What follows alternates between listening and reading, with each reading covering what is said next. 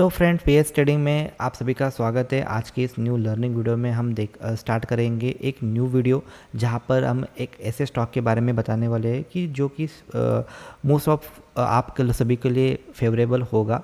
मतलब कि यस है नो, ये मुझे मालूम नहीं, लेकिन एक एक ऐसा स्टॉक रहता है जो कि पेनी स्टॉक आप बोल सकते हो या फिर कम रुपीज़ का स्टॉक बोल सकते हो, जिनके ऊपर सारे जन की नज़र रहती है।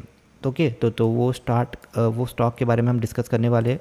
वोडाफोन आइडिया, जो कि मर्ज कंपनी है। ओके, लेकिन इनका जो शेयर का प्राइस था रिसेंट में क्या हो गया, 10% सर्च हुआ आफ्टर एक डील हुई थी 3.6 बिलियन की। Okay, Nokia, Ericsson and Samsung के साथ 3.6 बिलियन मतलब ऑलमोस्ट आप मान लो 30,000 करोड़ के आसपास की। ओके, तो इनको डील हुई तो बहुजन को क्या लगता है कि अगर डील हुई है, इतना सारा पैसा इन्वेस्ट कर रहे हैं, तो कंपनी के पास क्या होगा, कंपनी के पास फंड आ गया होगा या फिर कंपनी के पास प्रॉफिट अच्छा आया होगा।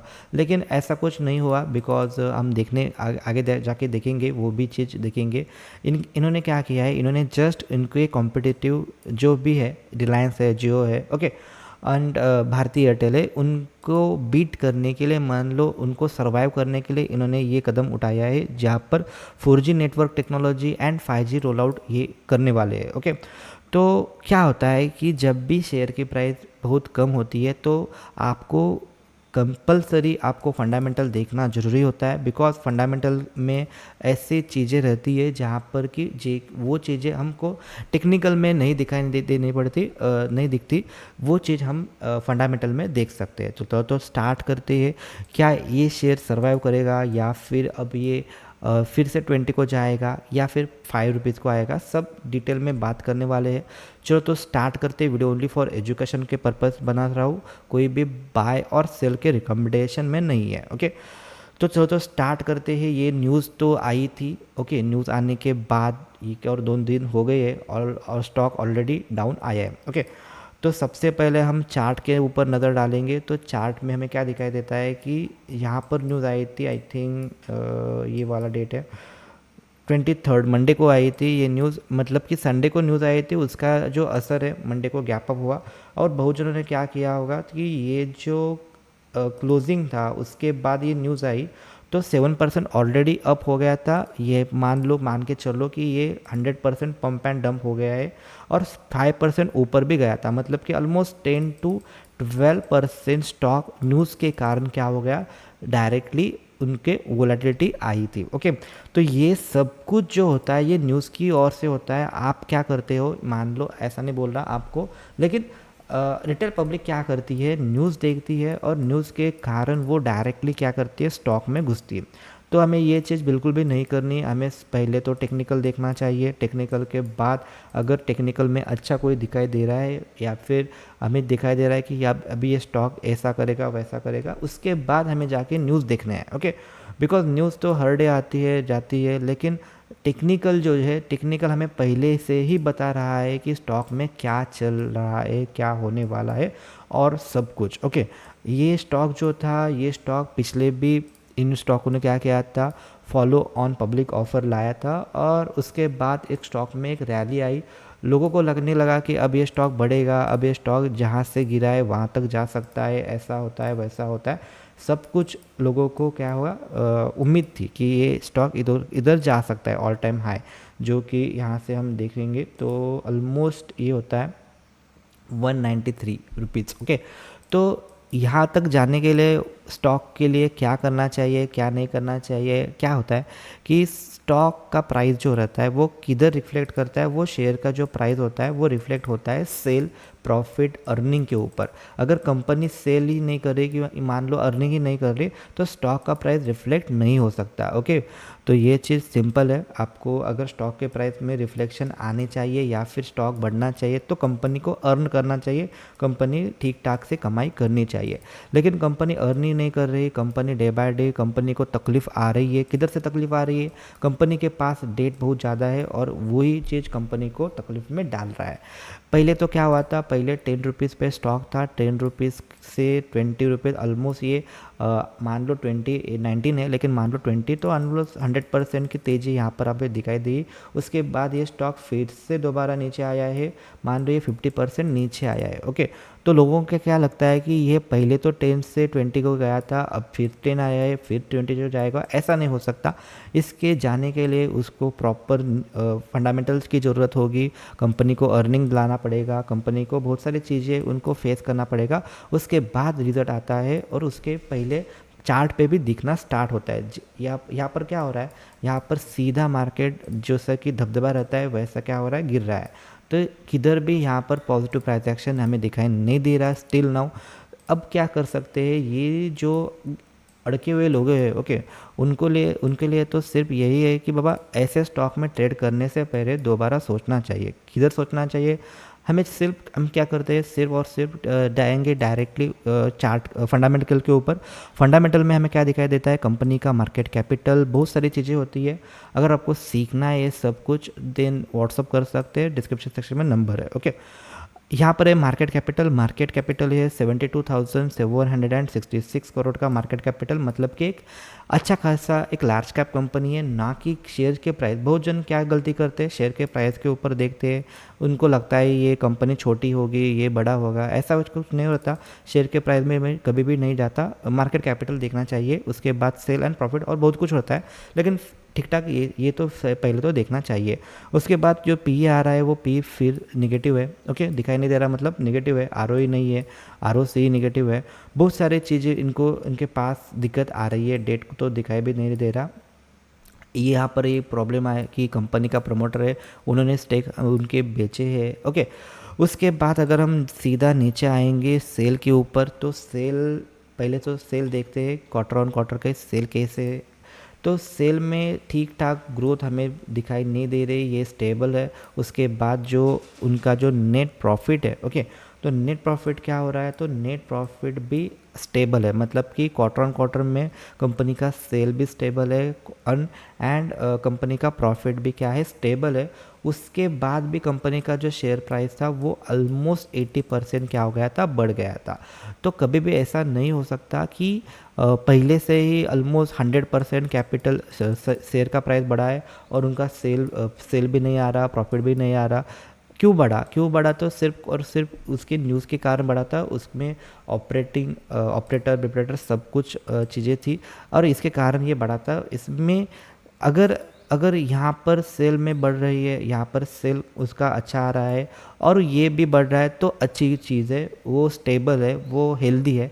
लेकिन सेल भी कुछ नहीं है, सेल ढंग से स्टेबल है और प्रॉफिट, कंपनी का शेयर प्राइस कंटिन्यू बढ़ रहा है, मतलब कि किधर तो दाल में कुछ काला है, ओके, किधर तो प्रॉब्लम आ रहा है। और ये हो गया, जिधर से मार्केट ऊपर गया था उधर से फिर से आया है, क्योंकि यहाँ पर कोई भी चीज़ हमें अच्छी दिखाई नहीं दे रही।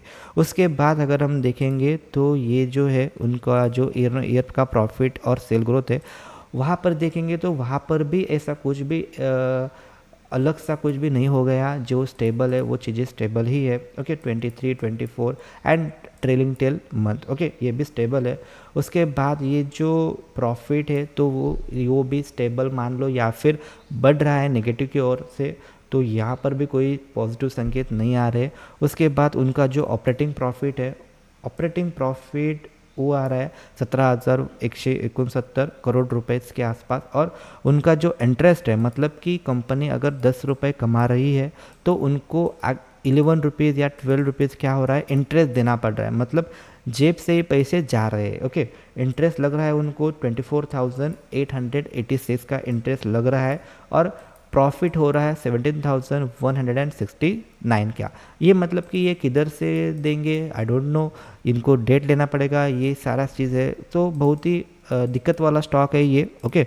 तो नीचे अगर हम आए बैलेंस शीट के ऊपर अगर हम नज़र डालें तो यहाँ पर कंपनी का जो कर्जा है वो आप देख सकते हो कि कर्जा कंटिन्यूसली बढ़ रहा है और कंपनी के पास जो कैपिटल है वो तो निगेटिव हो गया, मतलब कि किधर से देंगे पैसा ही नहीं है उनके पास। कर्जा लेना पड़ेगा, ये लेना पड़ेगा, वो लेना पड़ेगा, सब चीज़ है। बिकॉज क्या हो गया है कि ऑलरेडी जो मार्केट में जो दो आती है, मतलब कि एयरटेल के साथ अगर आप कंपैरिजन करोगे तो एयरटेल का तो मार्केट कैपिटल तो 10,50,426 की ओर गया है।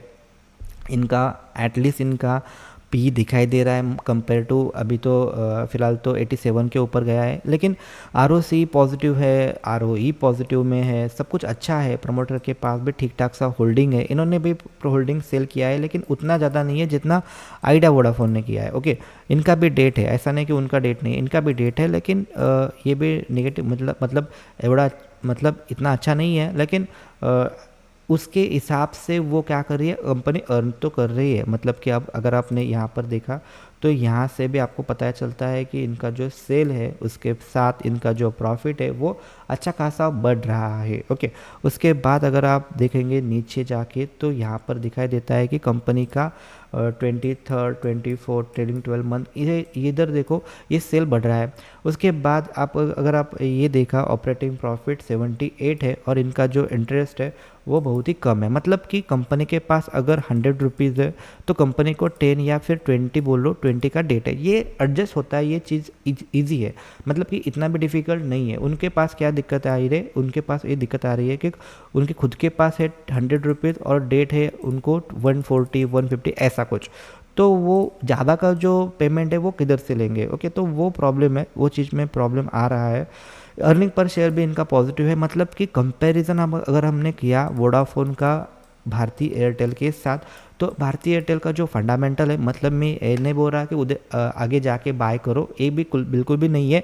आपको टेक्निकल देखना पड़ेगा, फंडामेंटल में देखना पड़ेगा। ओके, तो चीज़ें समझ में आती है। लेकिन अभी तो हम जो कंपैरिजन कर रहे हैं रिलायंस जियो, उसके बाद एयरटेल, उसके बाद वोडाफोन का जो कंपैरिजन कर रहे हैं, वोडाफोन का शेयर का प्राइस क्यों 200 से 10 रुपीज़ को आया है, क्यों वो बढ़ नहीं रहा है, उसके पीछे जो रीज़न है, पहले तो उनका सेल नहीं हो रहा, उसके बाद उनका जो डेट है वो बढ़ता जा रहा है। मतलब कि प्रॉब्लम ही प्रॉब्लम है। अगर हम क्या करते हैं, पीपल भी क्या करते हैं कि हम यूज़ करते हैं सिम जियो का। ओके, तो मैं तो जियो का यूज़ करता हूँ, लेकिन एयरटेल, मान लो आप एयरटेल यूज़ करते हो, जियो यूज़ करते हो और एक्सपेक्ट करते हो कि वोडाफोन भागेगा, ऐसा कैसा होगा।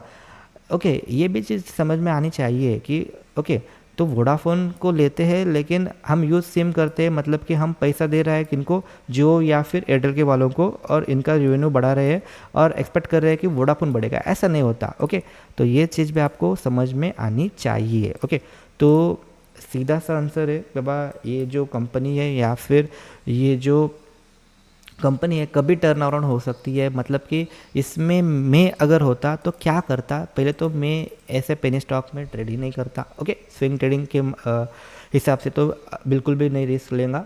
लेकिन अगर मुझे ये इन्वेस्ट करना है या फिर मुझे ये इन्वेस्टमेंट या फिर ट्रेडिंग के लिए करना है, तो मान लो अगर XYZ पर्सन है, मान लो 1 लाख रुपीज़ के साथ अगर वो ट्रेड कर रहा है, उसका जो प्रॉफिट है समझ लो कि 10,000 का प्रॉफिट है, तो वो प्रॉफिट के ऊपर से जो वन की होगा, मतलब कि 1,000 रुपीज़ या फिर मान लो 500 रुपीज़, उसके ज़्यादा हम रिस्क नहीं ले सकते ऐसे स्टॉक में।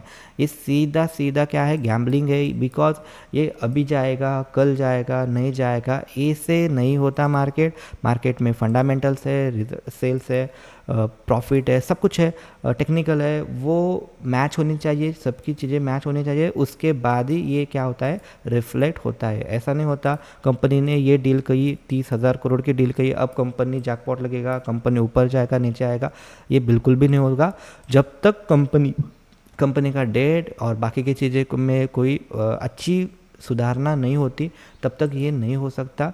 ओके, तो सीधा सा आंसर है कि ये इसके रेंज में जब तक है, ये रेंज में जा सकता है as per my technical view.